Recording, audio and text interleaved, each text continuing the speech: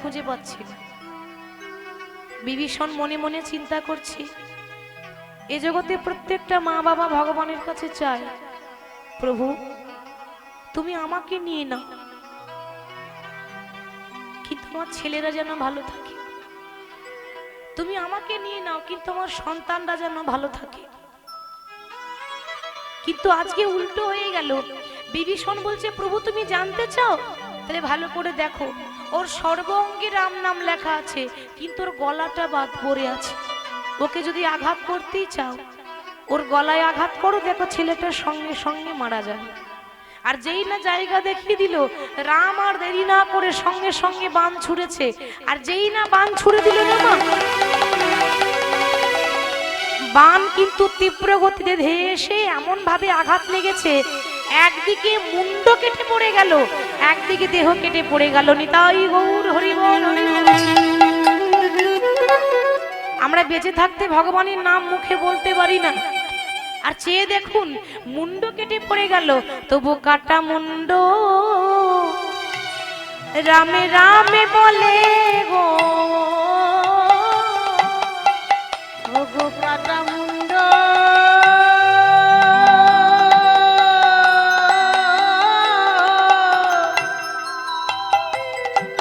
রামে রামে বলে গো,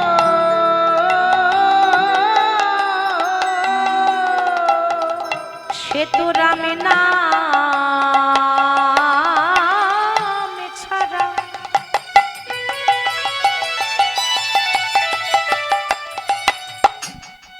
কিছু জানে না। দেখো কাটা মুন্ডু রামে রামে বলে গো, সে তো রামে নাম ছাড়া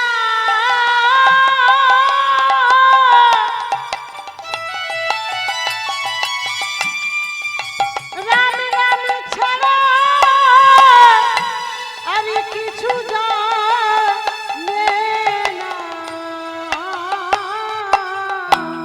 কাটা মুন্ডু রামে রামে বলে গো।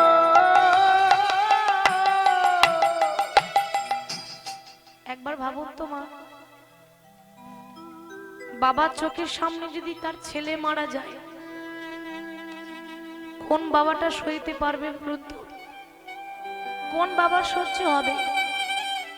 বিভীষণের সহ্য হলো না, বলতে তো কিছু পারছে না, এক পাশে দাঁড়িয়ে অজোর জোরে কাঁদছে। আর যেই না বিভীষণের চোখে জল দেখেছে না, অমনি রাম জিজ্ঞাসা করছে, বিভীষণ আমি আঘাত করেছি তরুণীকে, যন্ত্রণাটা তোমার বুকে লাগছে কেন? আমি আঘাত করেছি তরুণীকে, কষ্ট তোমার হচ্ছে কেন? তুমি কেন কাঁদছো? আমি তো তরুণীকে বধ করেছি। বিভীষণ তখন বলছে, প্রভু আর কত কাঁদাবে দয়াময়? তুমি তো কাঙালের ঠাকুর, তুমি তো দয়াল হরি, তুমি তো অন্তর্যামী, তোমাকে কি বলতে হবে? তুমি তো ভক্তের অন্তরের কথা জানো। তুমি কি জানতে না যে ছেলেটা আমার? বলো প্রভু, তুমি জানতে না? রাম বলছে, বিভীষণ আমি সবই জানি, তাহলে তাহলে এত কষ্ট দিলে কেন? বিভীষণ আমি প্রমাণ করে দিলাম যে আমাকে ভালোবাসতে গেলে তাকে এইভাবে পথের কাঙাল হতে হয়। কারণ যে করি আমার আশ, আমি তারই করি সর্বনাশ। যারা ভালো মানুষ জীবনে কারো ক্ষতি করে না, সারা জীবন সবার ভালো করার চেষ্টা করে, তাদের জীবনেই বেশি কষ্ট, তাদের জীবনে বেশি দুঃখ। কেন? ওই যে ভগবান বলেছে যে আমাকে ভালোবাসতে গেলে তোমাকে পথের কাঙাল হতে হবে। তবু যদি না ছাড়ে আমার পাঁচ, তারপর হই আমি তার দাসীর অনুদাস। বিভীষণ আমি জগৎবাসীকে দেখিয়ে দিলাম যে দেখে নাও, আমাকে পেতে গেলে বিভীষণের মতো বলিদান দিতে হবে, আমাকে পেতে গেলে বিভীষণের মতোই কষ্ট করতে হবে। আচ্ছা বিভীষণ, আমি তো তোমার সবকিছু কেড়ে নিলাম, বলো তুমি কি চাও? গাড়ি বাড়ি টাকা পয়সা যা বলবে তাই দেব। বিভীষণ বলল, প্রভু তুমি গাড়ি বাড়ি যতই দাও, আমার আসল ধন, আমার মানিক চলে গেল, আমার তরণী চলে গেল, আমাকে বাবা বলে ডাকার মতো আমার ছেলেটা তো রইল না। তুমি চারতলা বাড়ি দিল, আমি যে আমার সন্তানের সুখটা পেলাম না দয়াময়। আমার চোখের সামনে আমার ছেলে চলে গেল, আর আমি এমন হতভাগ্য পিতা যে দাঁড়িয়ে দাঁড়িয়ে দেখলাম, কিন্তু কিছু করতে পারলাম না। বিভীষণ বলো তুমি কি চাও? তুমি দিতে পারবে? বেশ, তবে দাও, আমার ইচ্ছাটা পূর্ণ করে দাও। এজন্যই তো আমার ছেলে চলে গেল,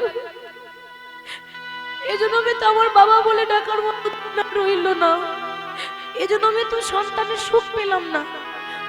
পর জনম বলে যদি কোনো জনম থাকে, আশীর্বাদ করো আমার এই ছেলে যেন আবার জন্ম নিয়ে তোমার চরণ সেবা করতে পারে। তথাস্তু, তাই হবে। তবে এজন্যই নয়, এজন্যই তো আমি রাম, এরপরে আসছে দাপুর যুগ, আমি হব বৃন্দাবনে কৃষ্ণ। আর তোমার ছেলে তরুণী, সে হবে আমার সব থেকে প্রিয় বন্ধু, আমার সব থেকে প্রিয় সখা, নাম হবে সুবল সখা। ভগবানের সব থেকে প্রিয় বন্ধুকে সুবল। দেখুন নামটা কত সুন্দর। হ্যাঁ গো, যে মরার আগে সুবল বলে, রাম নাম বলে, তার নাম সুবল হবে না তো কি হবে? এখানে প্রমাণ পাওয়া গেল, জন্ম হোক যেথা সেথা, কর্ম ভালো চায়। মানুষ কর্মে বড় হয়, মানুষ জাতিতে বড় হয় না, মানুষ বয়সে বড় হয় না, কর্মতে বড় হয়। সে 5 বছরের ছেলে হতে পারে, যার হয় তার 9ই হয়, আর যার হয় না তার 90ও হয় না। সে প্রমাণ দিয়ে গেল, ওরে ভগবানকে পেতে গেলে ক্ষমতা লাগে না, তাকে আকুল সুরে ডাকিলে নাকি তারে পাওয়া যায়। আকুল সুরে ডাকলে নাকি তারে পাওয়া যায়। তারে আকুল সুরে ডাকিলে নাকি তারে পাওয়া যায়। আকুল সুরে ডাকলে নাকি তারে পাওয়া যায়। ও মনে ভক্তি দি ডাকিলে নাকি তারে পাওয়া যায়। ও মনে ভক্তি দিয়ে ডাকলে নাকি তারে পাওয়া যায়। ভক্তি দিয়ে ডাকলে নাকি তারে পাওয়া যায়। ও মনে ভক্তি দিয়ে ডাকলে নাকি তারে পাওয়া যায়। আকুল সুরে ডাকিলে নাকি তারে পাওয়া যায়। আকুল সুরে ডাকলে নাকি তারে পাওয়া যায়। আকুল সুরে ডাকলে নাকি তারে পাওয়া যায়। তাহলে সেই গৌর হরি আমার ওই বৃন্দাবনে বোঝের বাঁকা কৃষ্ণই তো গৌর হয়েছিল। আজকে ভক্তগণকে সঙ্গে করে নিয়ে নাম প্রেমে মাতোয়ারা হয়ে আছেন কোথায়? নবদ্বীপে। ওই জন্য বলছে যে আকাশের শোভা চন্দ্র যেমন, রাতের শোভা তারা। আকাশের শোভা চাঁদ যেমন, রাতের শোভা তারা। ব্রজের শোভা কৃষ্ণ চন্দ্র, নদিয়ার শোভা গোরা। ব্রাহ্মণের পৈতে শোভা, এক একজনের তো এক একটা শোভা আছে। ব্রাহ্মণের গলায় পৈতে শোভা, যোগীর শোভা হলো মাথার জটা। বৈষ্ণবের তিলক শোভা, নারীর শোভা হলো সিন্দুরের ফোঁটা। সরোবরে পদ্মের শোভা, পদ্মের শোভা হলো অলি।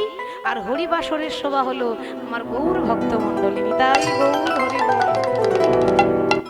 তাই গৌর হরির নাম প্রেমে মাতোয়ারা। কেমন ভাবে নাম গাইছে বলে, ভক্ত মোর বদন ভরে গাউরে মন,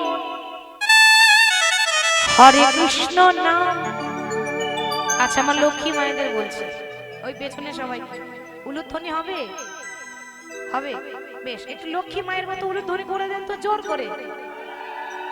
বাহ, খুব সুন্দর হয়েছে। এবার সবাই গাইবো। তোরা দেখবি যদি আয় সোনার নদী আই, সচি মাতার ধুলালিয়া নেচে।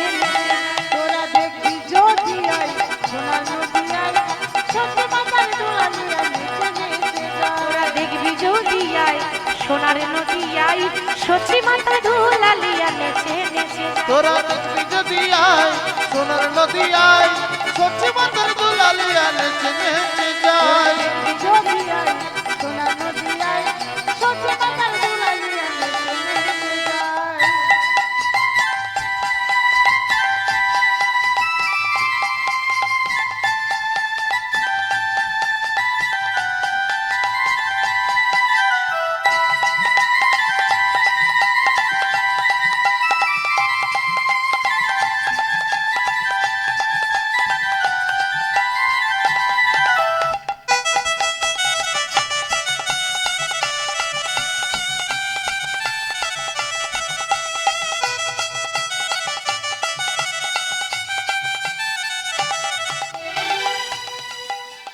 সচি মাতার দুলালিয়া নদী আর শ্রী গুরা,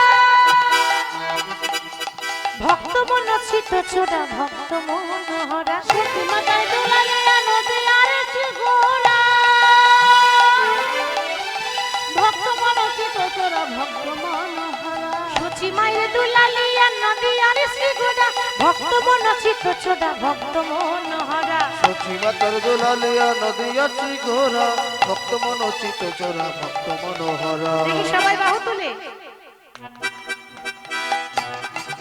তোরা দেখবি যদি আয় সোনার নদী আই, সচি মায়ের দুলালিয়া নেচে নেচে। তোরা দেখবি যদি আই সোনার নদী আই, সত্যি মাতার দোলালিয়া নেচে নেচে যায়। তোরা দেখবি যদি আয় সোনার নদী আয়, সত্যি মাতার দুলালিয়া নেচে নেচে ও তোরা যায়। দেখবি যদি আই সোনার নদী আই, সত্যি মাতার দোলালিয়া নেচে নেচে যায়।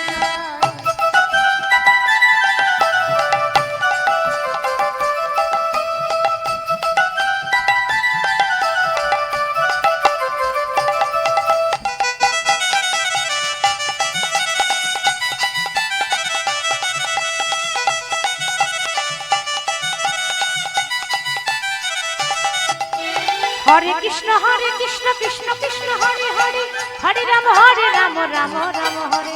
হরে কৃষ্ণ কৃষ্ণ কৃষ্ণ হরে হরে, হরে রাম রাম রাম হরে হরে। হরে কৃষ্ণ কৃষ্ণ কৃষ্ণ হরে হরে, হরে রাম রাম রাম হরে হরে। হরে কৃষ্ণ কৃষ্ণ কৃষ্ণ হরে হরে, হরে রাম রাম রাম হরে হরে। আসলে কলিযুগ তো, সব জায়গায় একই কেস। আমরা কলিযুগের ভক্ত, ওই জন্য আমাদের এই করতালি গুলো হয়ে গেছে প্লাস্টিকের করতালি, সাউন্ড হয় না। ঠিক বলছি তো মায়েরা? তবু আপনারা দিচ্ছেন, এমন এমন জায়গা কপাল জুটে যায়, 10 বার বলবো তবে একবার করতালি দেবে, 10 বার বলবো তবে একবার ধ্বনি দেবেন, না দেবেন। কলিযুগ তো সব উল্টো। যদি বলি একটু করতালি দেন, বলে এই তো দিচ্ছি, আবার কি করে দেবো? তো কি করে দেয় জানেন? এরকম করে দিলে হবে? একেবারে আশেপাশে গ্রামের মানুষ যেন শুনতে পায় এখানে কীর্তন হচ্ছে, একটু জোরে জোরে, আস্তে আস্তে দিলে হবে না, একেবারে জোরে জোরে করতালি দিয়ে। তোরা দেখবি যদি আয় সোনার নদী আই, সচি মায়ের দুলালিয়া নেচে নেচে যায়। তোরা দেখবি যদি আই সোনার নদী আই, সত্যি মাতার দোলালিয়া নেচে নেচে যায়। দেখবি যদি আয় সোনার নদী আয়, সচ্ছি মাতার দুলালিয়া নেচে নেচে যায়। যদি আয় সোনার নদী আই, সচি মায়ের দুলালিয়া নেচে নেচে যায়। দেখবি যদি আয় সোনার নদী আয়, সচ্ছি মাতার দুলালিয়া নেচে নেচে যায়। আজ গৌর হরি হঠাৎ নাম করছে, দেখুন নাম করতেন যখন গৌর হরি, তো এক রকমের ভাব ছিল না, 8 রকমের ভাব ছিল গৌর হরির মধ্যে। কখনো তিনি গড়াগড়ি দিয়ে কেঁদে কেঁদে নাম করতেন, কখনো আবার লম্পে ঝম্পে নাম করতেন গৌর হরি। তা হঠাৎ কি হলো জানেন? নাম করতে করতে নবদ্বীপে দেখছে সামনে একটা তমাল গাছ। গৌর হরি দেখছে সামনে একটা তমাল। তমাল গাছ কেমন হয় বলুন তো? তমাল গাছটা কালো, তমাল গাছের গায়ের রং কালো। তমাল কালো আর আমার কৃষ্ণ কালো। তো ওই তমাল গাছটাকে দেখে গৌর হরি মনে মনে ভাবছে যে আমার কৃষ্ণ ওইখানে দাঁড়িয়ে আছে। ভাবছে ওটা তমাল গাছ নয়, ওইটা আমার কৃষ্ণ দাঁড়িয়ে আছে। আর কৃষ্ণ মনে করে ধরবো বলে নাম বন্ধ করে ছুটে ছুটে যাচ্ছে। মহাজন বলছে শোভাটি কেমন? ওগো উন্মাদিনী নেই প্রভু,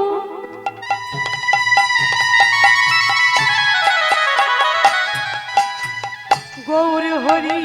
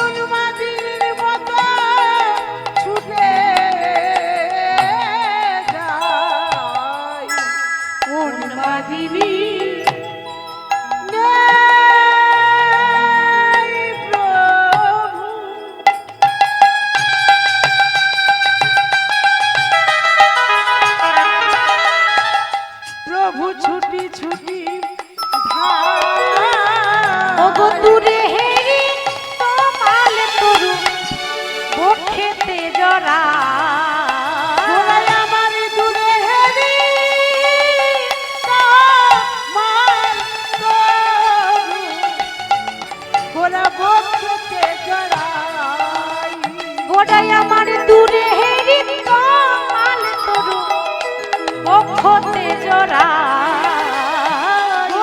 দূরে হেরি তমাল তরু বক্ষতে জড়াই। প্রভু বলি এখানে তুমি দাঁড়ায়ে কেন? বলো বলো এখানে তুমি দাঁড়াইয়ে কেন? বলি বলো বলো একবার কথা বলো। বলি এখানে তুমি দাঁড়ায়ে কেন? বলো বলো একবার কথা বলো, এখানে তুমি দাঁড়াইয়ে কেন? বলি একবারই আমার সঙ্গে কথা বলো। বলি বলো বলো তুমি দাঁড়ায়ে কেন? ধ্বনি দাও কথা বলো, বলো বলো কেন দাঁড়াই তুমি? আমার শোনে কথা বলো, বলো বলো তুমি দাঁড়াই কেন? আমার শোনে কথা বলো। বলো বলো তুমি দাঁড়াই কেন? পূরবের ভাবে বিভোর হয়ে বলে, বলো বলো তুমি দাঁড়াই কেন? রাধা ভাবে বিভোর হয়ে বলে, বলো বলো তুমি দাঁড়াই কেন? রাধা ভাবে বিভোর হয়ে বলে, বলো বলো তুমি দাঁড়াই কেন? কেউ কি সঙ্গে নেই নাই বধূ, বলো বলো তুমি দাঁড়াই কেন? কেউ কি সঙ্গে নেই নাই বধূ, বলো বলো তুমি দাঁড়াই কেন? কৃষ্ণ কালো তমাল কালো, দাঁড়াই কেন? আমার কৃষ্ণ কালো তমাল কালো। বলো বলো তুমি দাঁড়াই কেন? বলো বলো একবার হরি বল। কথা বলো, দূরে হেরি তমাল তরু বক্ষেতে জড়াই। তমাল গাছটাকে জড়িয়ে ধরেছে দিয়ে বলছে প্রভাস প্রভাস বলি গোরা ভাসে আঁকি জলে, হাসি আখি জলে ওই না পুরাব পরল লীলা বাসু ঘোষে পুরাব পরল লীলা বাসু ঘোষ বলে। হরে কৃষ্ণ। আসুন আমরা লীলায় যাব, তার আগে আমরা গৌর চন্দ্রিকা শুনলাম। মানে নিয়ম আছে লীলায় যাওয়ার আগে একটু গৌর হরির কথা বলতেই হয়, গৌর চন্দ্রিকা বলতেই হয়। তো আমরা বৃন্দাবন যাব, আস্বাদন করব ভগবান শ্রীকৃষ্ণের অন্তিম লীলা প্রভাস যজ্ঞ। এত এত নদী থাকতে প্রভাস নদীর তীরে কেন যজ্ঞ হলো, সমস্ত বৃত্তান্ত আমরা লীলায় গিয়ে জানবো। তো আমার সঙ্গে বৃন্দাবন কে কে যাবেন হাত তুলে দেখার? সবাই যাবেন? ওই দেখুন মায়েরা, মা আমার অর্ধেকটা তুলেছে, এইটুকু তুললে এইটুকুই কি হবে, পুরোটা হবে না। পুরো কি পানিতে গেলে পুরো হাত তুলতে হবে। দেখি হাত তুলুন কে কে যাবেন। বাহ, লক্ষ্মী মায়েরা, ঠিক আছে, মায়েরা আমার ঠিক আছে, আগে আছে। আর থাকবে না কেন, লেডিস ফার্স্ট তো, তাই না? ঠিক গেছে, এরকমই দরকার। আচ্ছা বাবারা আপনারা যাবেন না? তাহলে হাত তুলছেন না কেন? রাগ করেছেন নাকি? যাবেন তো? বেশ।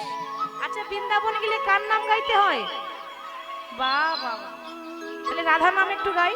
বলিয়ে রাধা নামে কি, রাধা রানী কি, বৃন্দাবন ধাম কি, বাকে বিহারী লাল কি, সকল ভক্ত বৃন্দ কি, যারা যারা ঘুমাচ্ছে তাদের কি, তাদেরও জয়।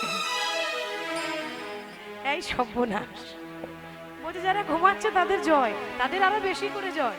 ঠিক ঠিক তো? ওমা বারবার আপনাদের চরণ পাবো? একদিনের জন্য পেয়েছি, একদিনের জন্যই হয় বাবা, আবার কখন হবে তার ঠিক নেই। তাহলে আমরা, কথাতে আছে যে হরি নামে কি আনন্দ ডুবলেই জানা যায়, না ডুবলে ভালো লাগবে। যাই হোক,